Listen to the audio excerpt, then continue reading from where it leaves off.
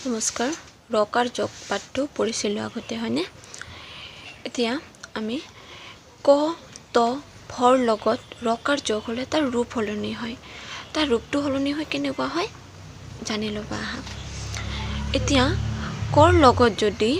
ৰ যোগ কৰা হয় তেতিয়া ইয়াৰ ৰূপ সলনি হয় কেনেকুৱা হয় কৈৰক ক্ৰ এতিয়া শব্দ গঠন কৰিলে কি হ'ব চক্ৰ আৰু এটা শব্দ গঠন কৰিলে বিক্ৰম হ'বনে বথ হস্যইকাৰে বি কত্ৰকাৰে ক্ৰ আৰু ম বিক্ৰম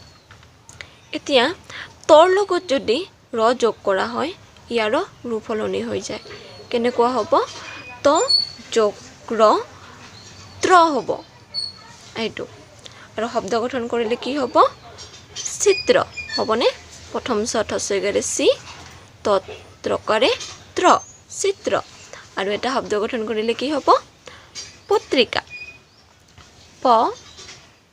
তত্ৰকাৰে ত্ৰ তাত হস্যইকাৰ আৰু কত আকাৰে কা পত্ৰিকা এতিয়া ভৰ লগত যদি ৰ যোগ কৰা হয় ভ যোগ ৰ ইয়াৰটো কেনেকুৱা হ'ব ভত্ৰকাৰে ভ্ৰ শব্দ গঠন কৰিলে কি হ'ব শুভ্ৰ হ'বনে শুভ্ৰ আৰু এটা শব্দ গঠন কৰিলে কি হ'ব ভ্ৰমণ ভত্ৰকাৰে ভ্ৰ ম আৰু মধ্যাহ্ন ভ্ৰমণ এতিয়া চাবা কিছুমান ৰ কাৰান্ত শব্দৰ লগত হস্য আৰু দীৰ্ঘ যোগ হ'লে তাৰ ৰূপ সলনি হয় এতিয়া সেইখিনি আমি পঢ়ো আহা ক যুক্ত কৈতক্ত ভ কৈতক্ত ভক্ত ভ কৈতক্ত হস্যইকাৰ ভক্তি ত যোগ ৰ যোগ হস্য কি হৈছে ত্ৰু ইয়াতে শব্দ গঠন কৰিলে কি হৈছে শত্ৰু আৰু এটা ত্ৰুটি ধ যোগ ৰ যোগ হস্য কি হৈছে ধ্ৰুৱ ধ্ৰুৱ আৰু ধ্ৰুপদী ধ্ৰুপদী দ যোগ ৰ যোগ হস্য দ্ৰু কদ্ৰু দ্ৰুত ব যোগ ৰ যোগ হস্য ব্ৰু ডিব্ৰুগড় বব্ৰু বাহন ভ যোগ ৰ যোগ দীৰ্ঘ ভ্ৰু এইটো কি হৈছে ভ্ৰু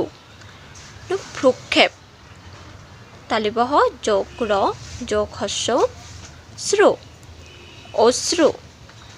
শ্ৰুতলিপি শ্ৰুতলিপি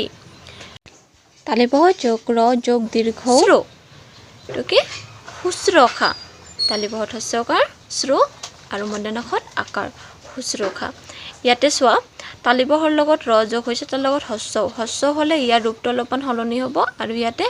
তালিবহৰ লগত ৰ যোগ দীৰ্ঘটো এইটো তলফালে আহিব কিন্তু উচ্চাৰণটো একেই ইটো অশ্ৰু ইটো অলপমান লাহেকৈ হ'ব ইটো অলপমান